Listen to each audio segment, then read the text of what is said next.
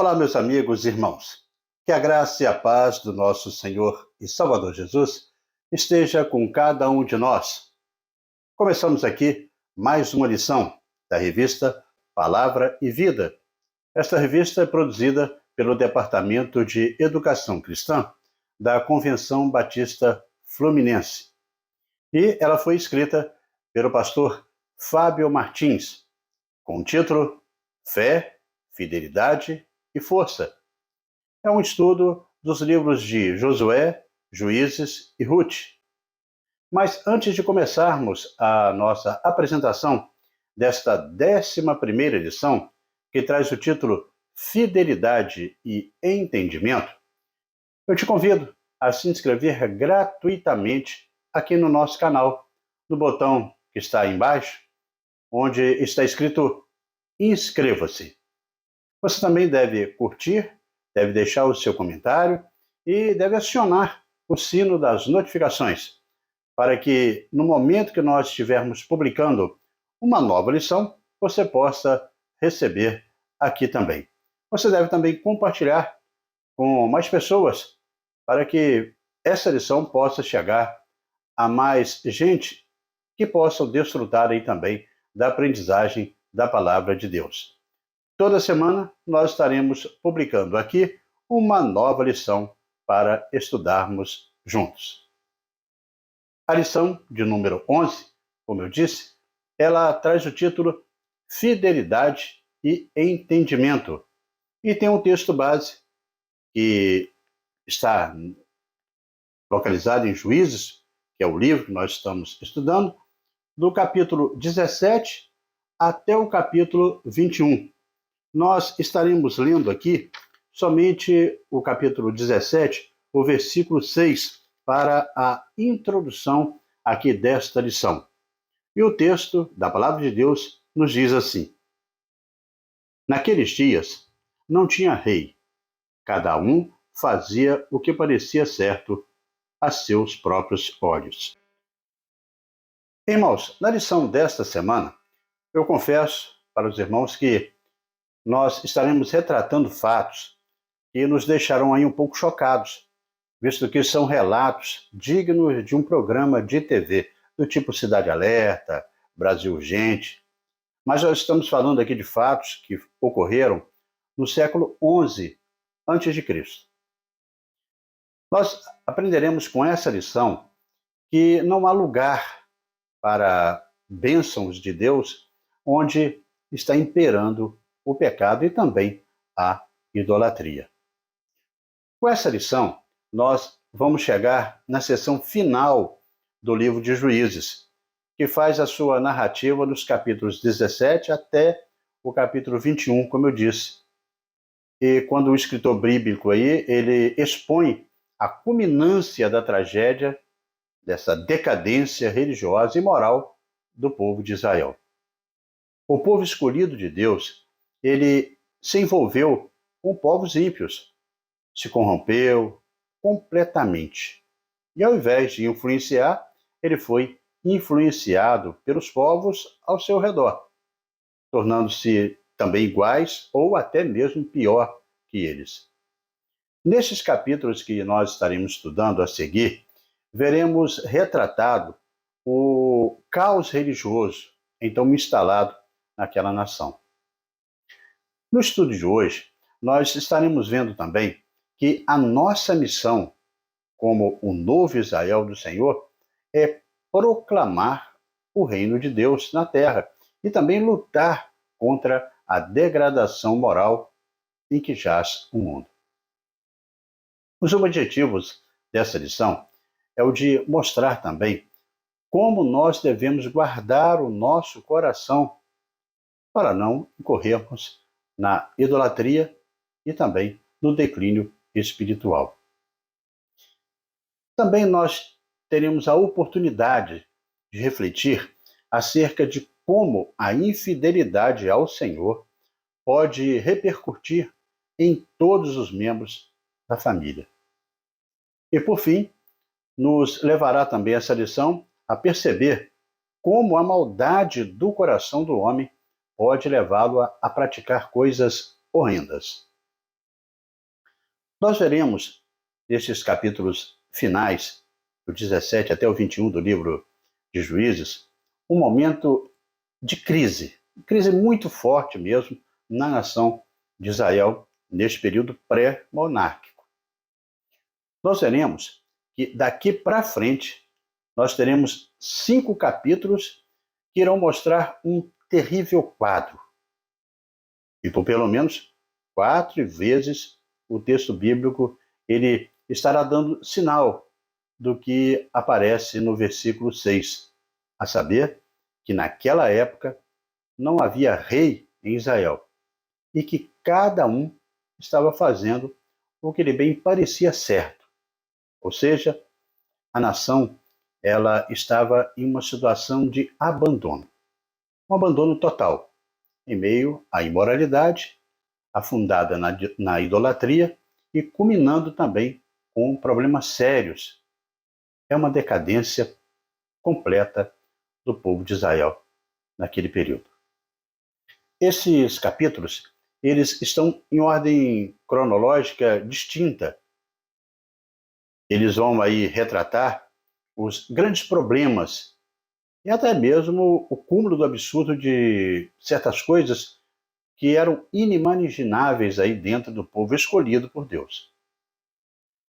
Os últimos 5 capítulos do livro de Juízes, eles funcionam como um apêndice. Eles narram alguns dos aspectos mais tristes da história de Israel nessa época. Uma época obscura dessa história do povo hebreu, que representa até mesmo a moralidade mais baixa e o caos mais completo registrado na palavra de Deus. Fala-se de enganos, roubos, de uma ignorância espiritual em que se fabricam ídolos pensando que representava o Senhor Deus. Era uma corrupção espantosa. E também fala de guerra entre as tribos de Israel. É um período de confusão, de desregramento que havia se estabelecido. A realidade, que abre a parte final do livro de Juízes, é a mesma que vai terminar todo o conteúdo. Com o texto, naqueles dias não havia rei em Israel, cada qual fazia o que achava mais certo, como retratado em Juízes 17:6, Juízes 21:25. A vida religiosa, a vida moral, a vida política estava em confusão em Israel. Sendo assim, nós aprendemos que buscar no Senhor entendimento para lidar com tempos obscuros é o caminho certo a seguir. Neste caminhar, irmãos, nós chegamos aqui ao primeiro tópico da nossa lição e que tem o título Fidelidade e Entendimento para não abraçar a idolatria. Fidelidade e entendimento para não abraçar a idolatria. Registrado aí nos capítulos 17 e 18 de Juízes. Na Bíblia, ela não existe nenhuma acusação mais séria a um povo escolhido por Deus do que a idolatria. Ela é a maior expressão de infidelidade ao Senhor. E por isso, é motivo aí de um severo castigo. Um severo castigo divino, que na verdade pode ser reconhecido como a consequência das escolhas de um povo. A idolatria, ela não se restringe à adoração, à devoção às imagens somente. Em alguns momentos, podemos até estar praticando idolatria de outras formas. E isso também é abominável aí aos olhos do Senhor. Os capítulos 17 e 18 de Juízes, eles registram a história de Mica. É um homem da região montanhosa ali de Efraim. A história de Mica está registrada no capítulo 17 e mostra, aqui para nós, como Israel acabou se deixando levar pelas práticas religiosas dos povos cananeus. Em grande parte da nação de Israel, adotou essa prática. Mica, ele tinha roubado cerca de 1.100 moedas de prata da sua própria mãe. Isso daria aí nos dias de hoje cerca de $725, que no câmbio equivalente aí à nossa moeda seria R$ 3.607. A mãe de Mica, ela, por sua vez, ela declarou uma maldição sobre o ladrão, sem saber que era o seu próprio filho quem tinha lhe furtado. Aqui, Mica se expõe e a história é de um ladrão confesso. A confissão de Mica está mais para alguém assustado com o castigo que tinha sido dado pela mãe, né? E do que mesmo propriamente arrependido de sua ação. Igualmente a sua mãe, ao invés de discipliná-lo ao saber que ele tinha lhe roubado, reafirmando o ensino que é inegociável, que são basilares na moral hebraica, mostra-se conivente com o erro e até abençoa o seu filho, como pode ser lido aí em Juízes 17:2. Não havia zelo espiritual naquela família, mas pura religiosidade exterior. Mica, ele intenta aí em devolver o produto do furto. No entanto, apenas depois de ouvir as maldições que a mãe tinha jogado contra o ladrão. Mica é dúbio, porque ele é forte o bastante para furtar, mas fraco para admitir os seus erros genuinamente. A degradação religiosa não parou por aí. Ao ser restituída, a mãe de Mica, ela dedicou o produto daquele furto que o seu filho tinha feito ao Senhor. Entretanto, quando, no efetivo cumprimento do voto, ofertou apenas uma parte desse dinheiro. E, para piorar a situação, ela entregou esse valor a um ourives. A finalidade era que fosse confeccionada uma imagem de escultura e também uma de fundição, para serem alojadas no interior da própria casa para uma adoração. Olha, isso era a violação clara à lei de Deus, que destaca em Êxodo 20, no versículo 3 até o 6, que era uma prática que aborrecia ao Senhor. A mãe de Mica, por outro lado, é dúbia também, porque tem a prontidão em amaldiçoar o infrator, mas quando sabe que se trata do seu próprio filho, ela vai e abençoa. Uma contradição grande. É rápida em amaldiçoar, perdoar e também proclamar restauração, com um Deus falso. Ela não se preocupava com o genuíno arrependimento. Ela não profere aí uma palavra de instrução. Ela não desencoraja aí a atitude do seu filho, uma atitude delituosa, né? Ela não nem sonda o coração do próprio filho. Se pais severos, grossos e punidores afetam negativamente a vida dos filhos, pais também condescendentes fazem o mesmo papel. O ponto alto do relato aqui acontece quando a mãe de Mica, ela pega essa parte desse valor e é devolvido, né, pelo filho, e contrata aí o ourives para fazer aquela imagem, um ídolo. No capítulo 17, versículo 4, assim retrata. Assim como um jardim começa com a primeira flor plantada, a casa de deuses também, de Mica, tem início quando ele produz o seu primeiro Deus. Um Deus falso para se adorar. Desrespeitosamente, ele afronta ao Senhor e lança fora o preceito de Êxodo 20, de 4 a 5, Deuteronômio 4, de 15 a 17. Deus não é adorado em forma de imagens criadas por homens. Imagens não revelam a justiça, a ira a benignidade, o amor ou qualquer outro atributo divino. Esta família efraimita, ela quer adorar a Deus por suas próprias obras. Como não havia rei em Israel, cada um fazia o que se achava mais reto. Mica, ele unge a um de seus filhos como sacerdote.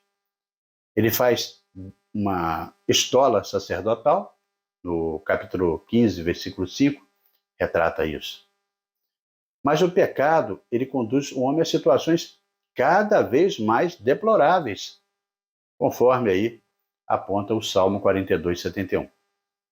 Não satisfeito, Mica não se perde aí a oportunidade, ele não perde essa oportunidade de contratar também um levita para oficiar como sacerdote em sua residência. Tudo com o objetivo de tentar legitimar o seu, entre aspas, santuário particular, apesar do evidente descompasso de sua expressão de fé com as relações que tinha com a palavra do Senhor. O declínio espiritual dessa casa avança com a chegada desse levita, no versículo de 7 a 13. Ele quer instalar ali, onde melhor lhe parecer, um local de adoração. O coração ganancioso de Mica vê uma grande oportunidade de, inclusive, ter um sacerdote de origem levita, porque esse homem era um levita, pagando-lhe um salário aí pelo serviço sacerdotal. Em suas palavras, dizia ele: sei agora que o Senhor me fará bem, porquanto eu tenho um levita por sacerdote. Eu tenho um levita. Versículo 13 do capítulo 17. Em tudo isso, Mica e sua mãe, eles estavam crendo que assim estavam servindo ao Senhor, ignorando que Siló, como está escrito lá em Josué 18:1, ali deveria ser o único santuário que era designado por Deus. Neste momento da narrativa bíblica, Mica, ele considera que a sua religiosidade, enfim, seria recompensada pelo Senhor. Afinal, agora tinha os seus ídolos, o seu santuário e um levita consagrado como sacerdote. Para ele, estava tudo completo, devidamente remunerado este homem para isso. Contudo, Mica tinha um zelo apenas exterior, construindo todo um cenário de aparência de adoração. O seu propósito era o benefício próprio e a sua motivação estava baseada não na fé, mas na superstição. Isso era praticado com uma religiosidade superficial misturada com um péssimo costume de espiritualidade, entre aspas, aí, dos povos pagãos. É interessante a gente perceber que o colapso espiritual daquela família de Mica não se materializou em um ateísmo, que é uma negação da existência de Deus. Antes, pelo contrário, ele concretizou, mas isso por meio de uma religiosidade, um descompromisso, muito descompromissada, sem crítica, com hipocrisia, sem abandono do pecado e com um franco desprezo pela palavra de Deus.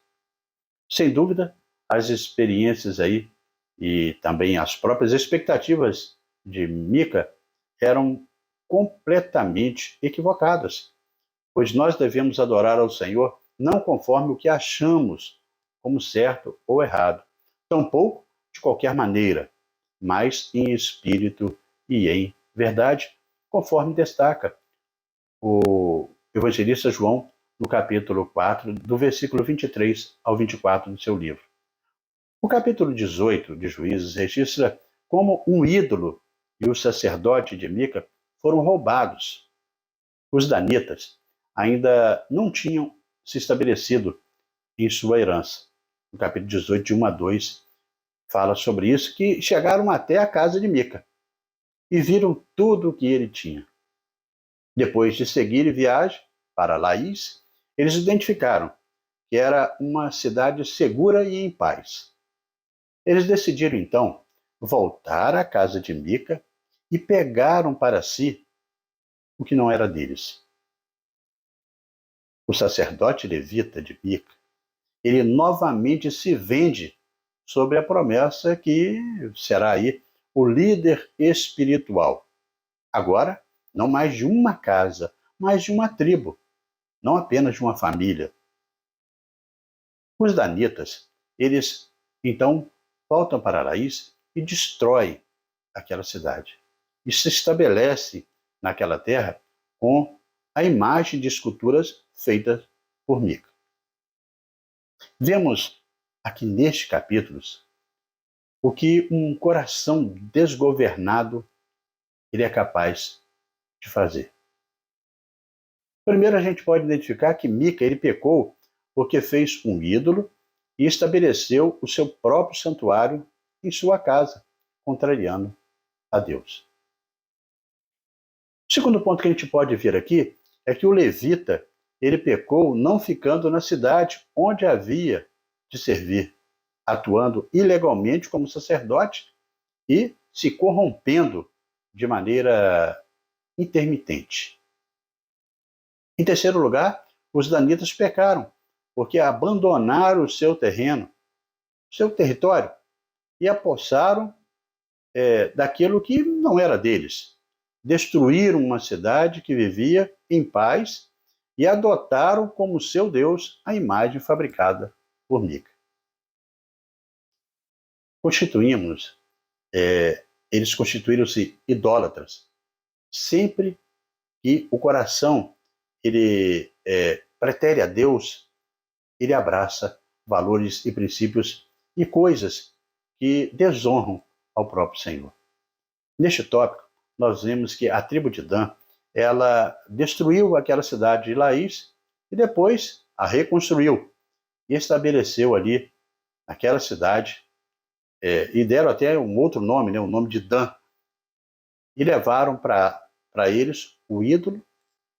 E Jonatas, o filho de Gerson, que era neto de Moisés, e seus filhos foram sacerdotes ali até o exílio daquele povo.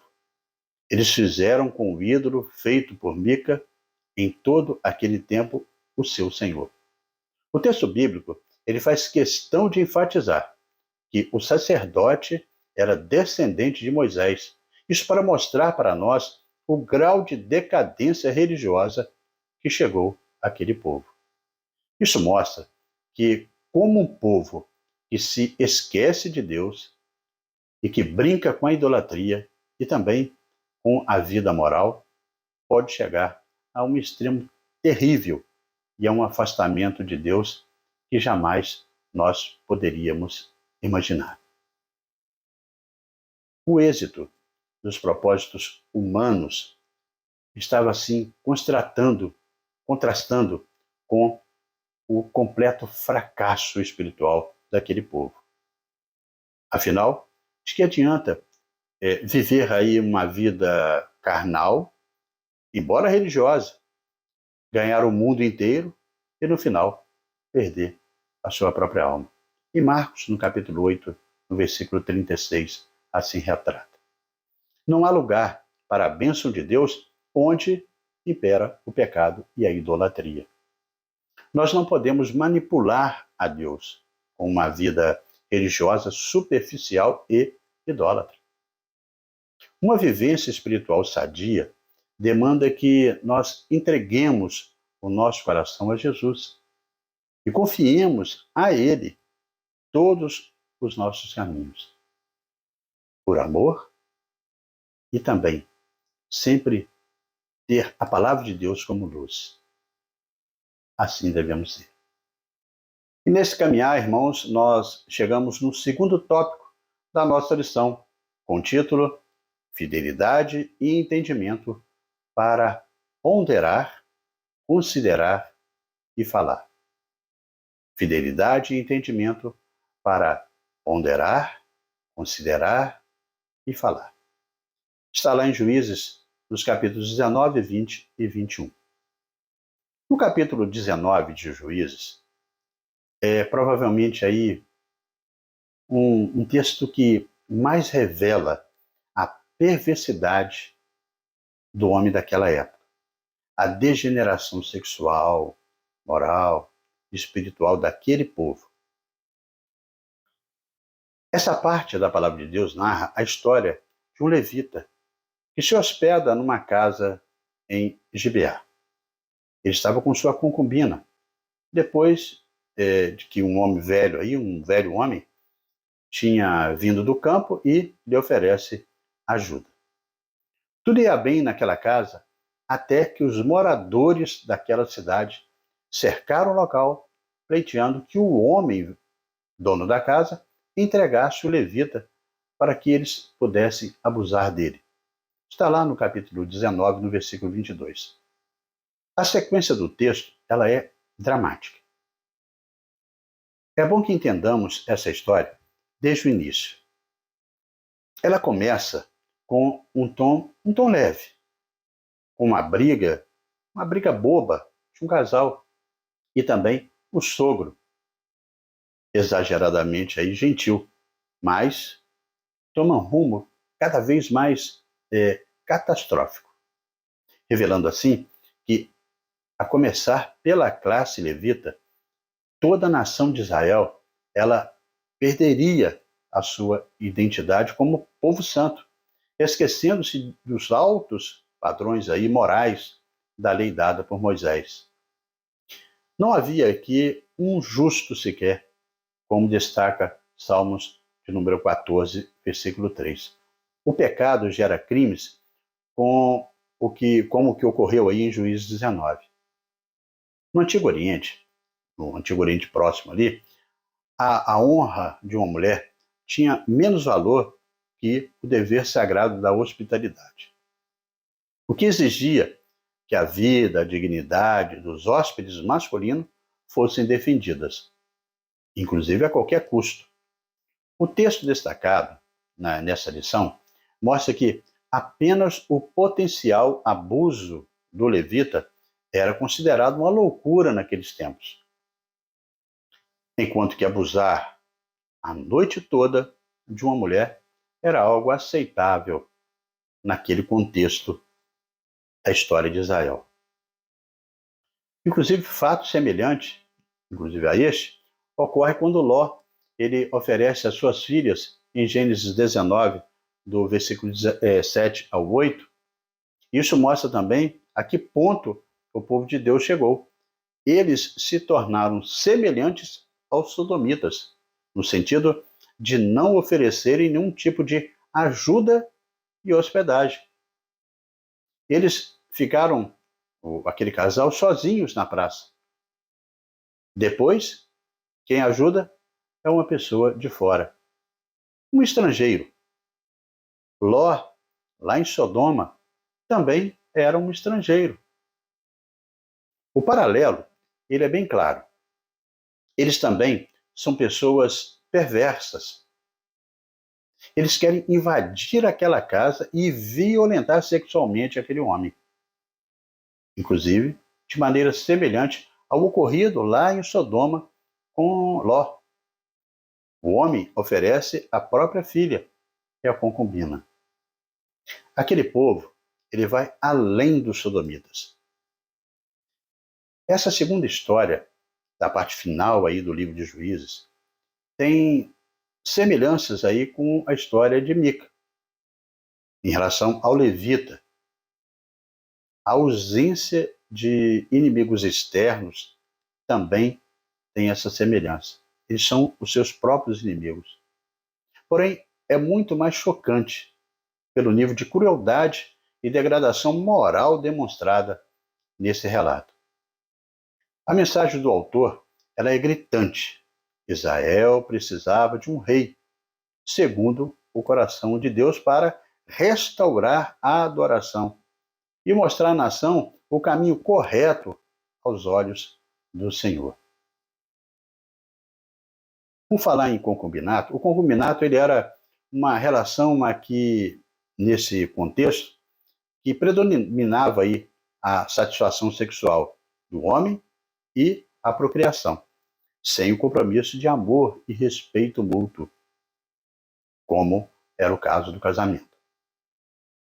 Esse tipo de prática, embora socialmente aceita desde a época aí dos patriarcas, jamais foi aprovado ou até mesmo estimulado por Deus. Inclusive, isso é retratado aí em Gênesis, no capítulo 2, no versículo 24. Ao contrário, sempre foi sinal de complicação aí para Abraão, para Jacó, Davi, Salomão e outros que adotaram esse tipo de prática. Apesar disso, nós vemos essa relação sendo regulamentada, não aprovada por Deus. Isso para proteger aí a mulher com o marido, caso esse fosse um polígamo.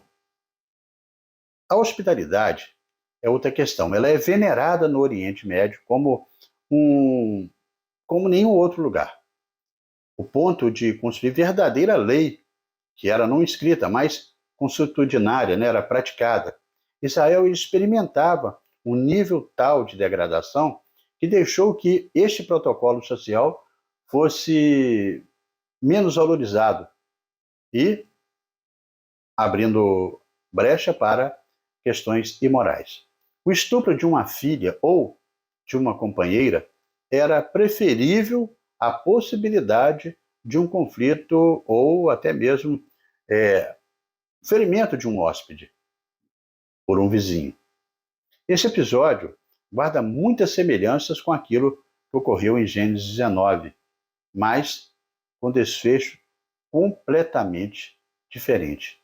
Enquanto, como nós falamos em Sodoma, os anjos eles cegaram os homens que pretendiam abusar daqueles homens, salvando também aí as filhas de Ló, que tinham sido também oferecidas em troca dos visitantes.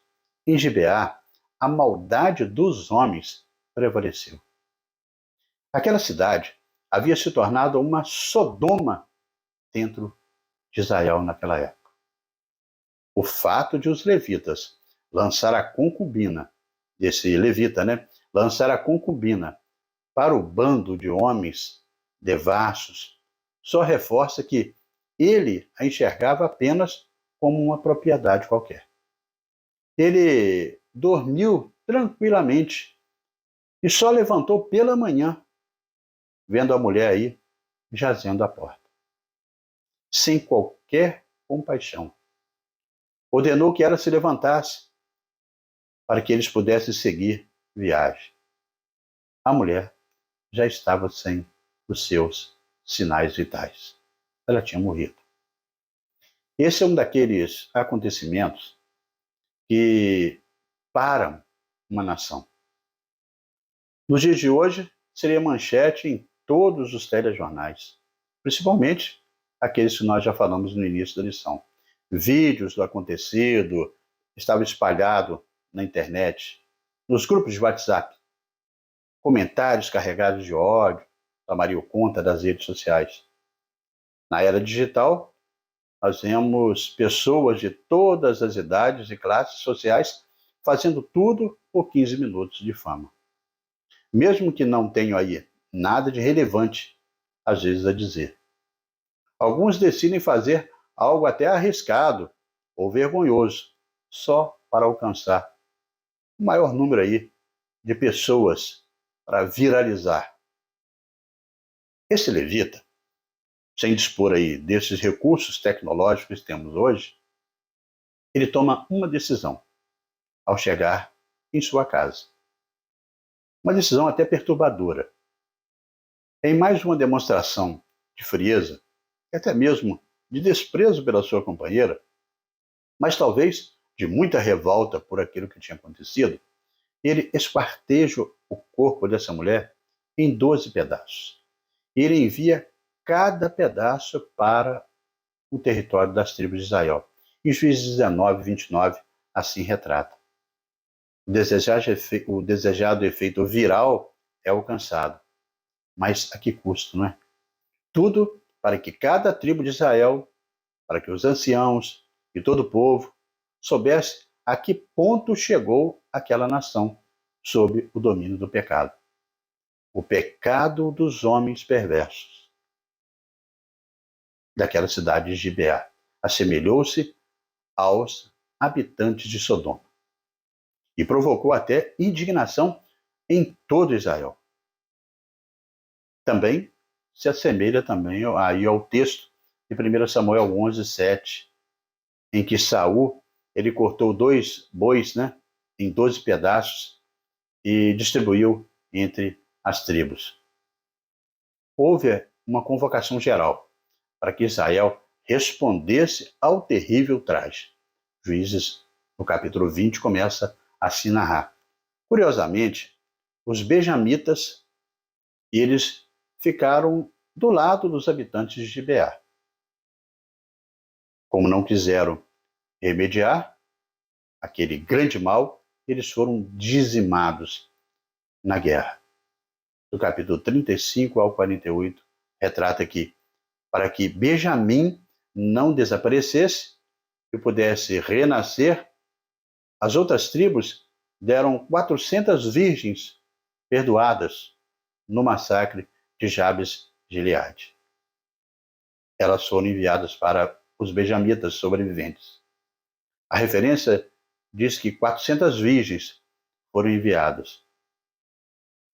Além do mais, os israelitas, não querendo violar o seu voto contra Benjamim, eles empregaram aí um ardil ali, para proporcionar mais 200 esposas àqueles benjamitas restantes e ficaram sem companheiras.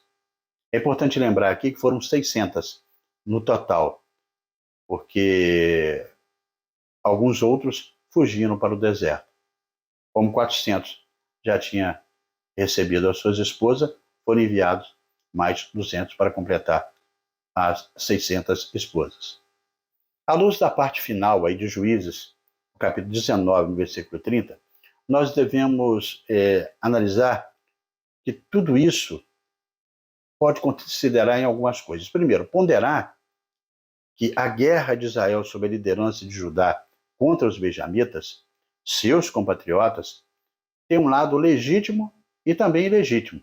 Legítimo porque buscava combater aquela injustiça feita àquela mulher.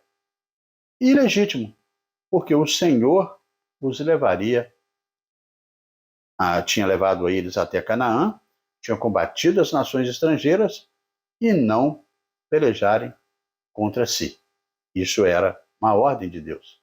Terceiro, considerar que foi um distanciamento do povo das leis do Senhor, que culminou numa guerra civil sem precedentes e com inúmeros irmãos mortos, benjamitas e os demais também de Israel. Em terceiro lugar, nós também podemos ver aqui, falar que enquanto o nosso coração for impuro e sujo, nossa maldade ela estará também incumbida de fazer o resto. Para a melhor compreensão aqui desse trecho, é necessário ter em mente também o propósito desse livro de Juízes aqui, nesse contexto. Histórias como essa não apresentam aí um modelo de comportamento. O autor de Juízes ele desejava que o seu público, ao ler essa parte da história, ouvir também, exclamasse: que horror! E desejasse um rei. Por isso, o último versículo do livro diz que, naqueles dias, não havia rei em Israel. Cada um fazia o que achava mais reto.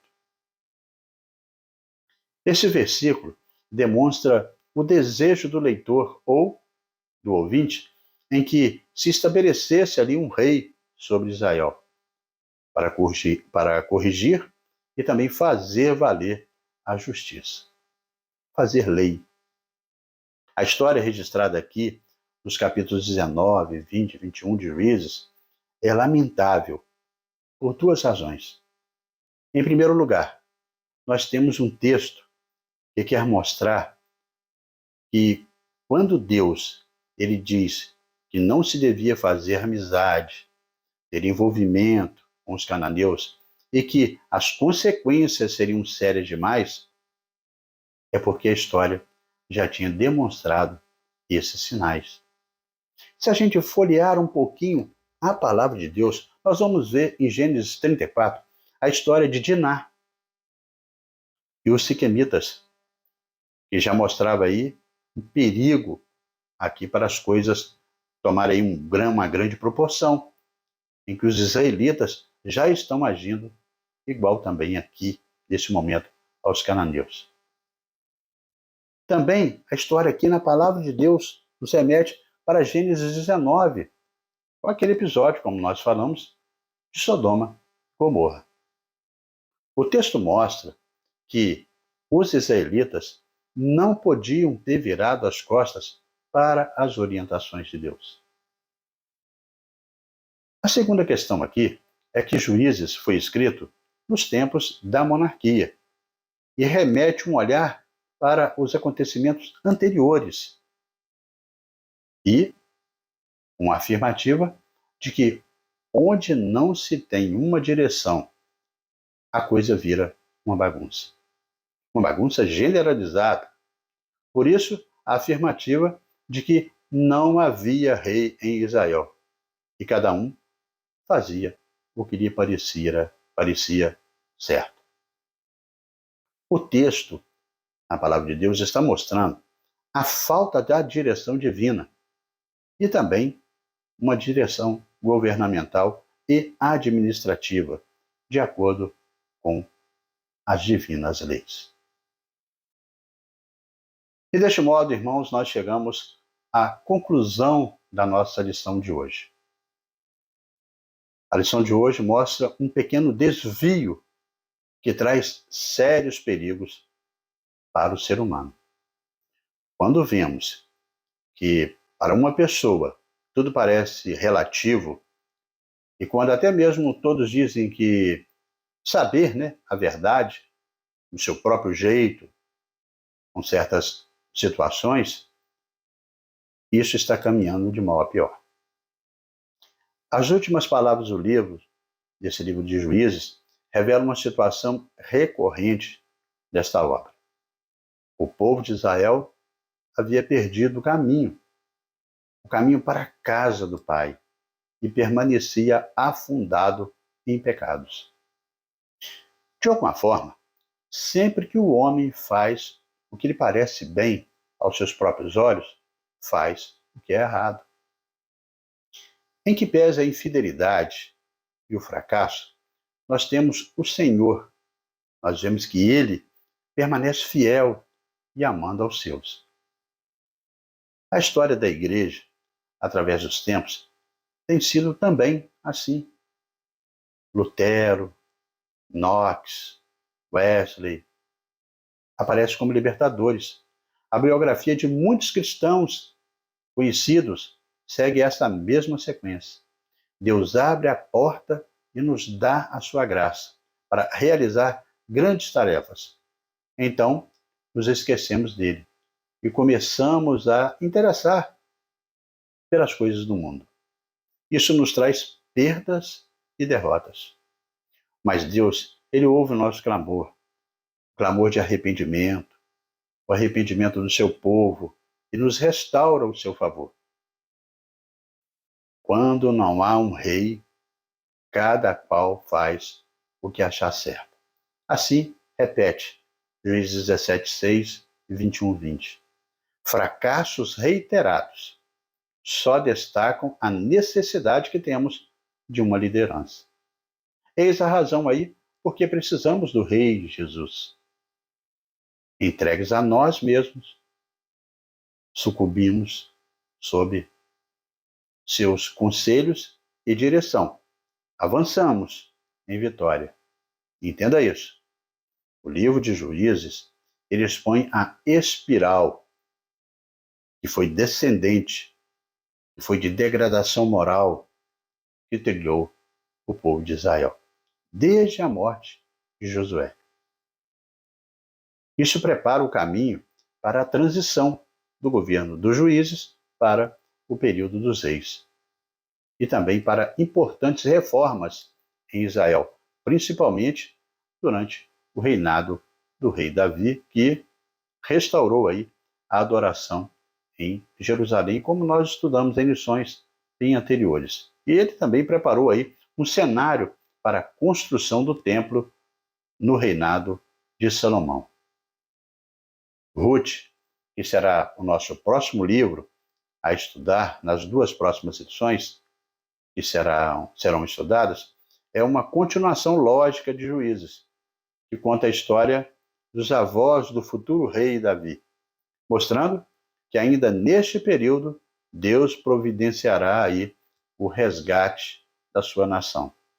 Ele já havia predito que Israel clamaria por um rei e que seria estabelecido critérios para a sua escolha. Deuteronômio 17:14 e também no versículo 15 assim nos aponta.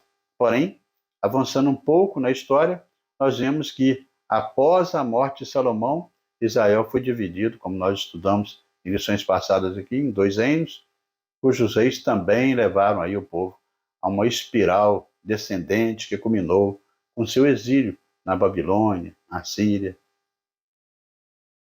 Já durante esse declínio, os profetas, como Isaías, começaram a anunciar o reino de Deus sobre a terra através da figura de um homem, escolhido por Deus, que quebraria o jugo que a pessoa humana tinha sobre esse pecado, que o pecado tinha sobre a pessoa humana.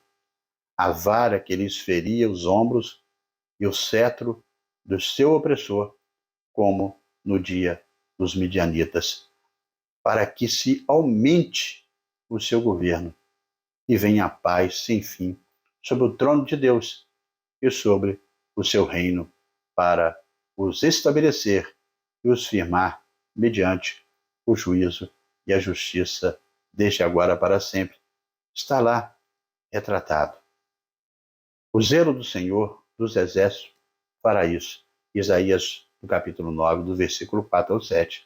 Este homem é o Messias, é Jesus, ungido por Deus como libertador, não só de Israel, mas de toda a humanidade. Isaías 61, de 1 a 3, retrata assim. Ele anunciou que o reino de Deus era chegado. Mateus 12, 28, Lucas 17, 21. E nos ensinou a orar, a agir diariamente para que este reino seja instaurado na terra. Mateus 6, 10. Aqui chegamos, irmãos, ao nosso momento para pensar e agir. Primeira questão. Tomando por parâmetro aí a história de Mica, você pode dizer que tem praticado um cristianismo que agrada ao Senhor, que Ele, Deus, é o centro da sua vida? É muito importante que nós possamos conhecer verdadeiramente a Deus e também a sua palavra. Quando nós guardamos a palavra do Senhor em nossos corações, nós evitamos falsos ensinamentos e não somos facilmente enganados. A história de Mica, ela nos ensina que o conhecimento das Escrituras Sagradas é fundamental para que nós possamos viver de acordo com a vontade de Deus. Quando nós sabemos quem realmente é Deus, nós vivemos de maneira a agradá-lo e também andar segundo a direção dele. Este período que retrata a história de Mica, sua família, sua tribo, a tribo de Dan também, reflete o texto bíblico para nós que a situação naquele período estava um caos. não existia mais um respeito para com a lei de Deus. As pessoas faziam o que bem entendia e Israel estava dominado pela influência cananita e tudo caminhava para uma abordagem relativista da realidade, onde tudo se pode. Era bem parecido com os momentos em que nós estamos vivendo nos dias de hoje. Segundo ponto aqui que nós podemos ver. O levita que chegou à casa de Mica quis ficar onde melhor lhe parecesse. Você tem agido de maneira a sempre buscar aquilo que mais lhe convém e mais lhe agrada? Aquele levita, ele já não estava no lugar dele, né? Ele passou a morar com Mica, tinha como responsabilidade ensinar o povo sobre as leis de Deus e como deveriam adorá-lo. Mas aquilo que parece que ele também não conhecia, era que ele não entendia o que era realmente aquilo que é o Deus verdadeiro. Ele desprezava os seus estatutos. Em Josué e Juízes, se tinha uma grande preocupação com a unidade do povo, com o santuário que estava lá em Siló, e que futuramente ele seria transferido para Jerusalém, nos tempos de Davi. Aquele homem, aquele levita, não respeitou isso. O que percebemos é que o povo estava tão dividido, mas tão dividido, e com uma influência pagã tão grande, que não se importavam mais com os valores divinos e nem com a verdadeira adoração. Mica fez escolhas erradas, leva ao erro seu próprio filho, depois a esse levita. E vemos nesses casos aí uma egolatria que era muito latente. Hoje em dia, nós corremos também esse risco quando desprezamos as doutrinas bíblicas, os preceitos de Deus, as autoridades postas por Ele na igreja e seguimos pessoas que se colocam na posição de autoridade sem ter essa autoridade dada por Deus e sem qualquer orientação bíblica. Então, este caos apresentado por estes episódios aí, de certa forma, também podem ser vistos aí no mundo religioso, quando as pessoas chamam de autoridade para si de maneira indevida. Terceiro ponto aqui, e final, a sua ausência de posicionamento com Deus tem levado a atos nocivos? Mais uma vez aí, por questões que são inconsequentes, o pecado daquele povo colocava Israel diante de grandes dilemas. Tendo perdido a referência do caráter de Deus, da sua palavra, é igualado ao seu padrão moral ao dos povos cananeus, ao dos povos pagãos. As soluções que encontraram aí para este dilema foram as piores possíveis. Suas mentes estavam cauterizadas, já não mais discerniam entre o certo e o errado, como bem orienta aí o apóstolo Paulo em 1 Timóteo, no capítulo 4, no versículo 1 e 2, onde o apóstolo retrata que o Espírito afirma claramente que nos últimos tempos alguns se desviarão da fé, dando ouvidos a espíritos enganadores e a ensinamentos de demônios, que inclusive vêm de indivíduos hipócritas e mentirosos, cuja consciência está morta.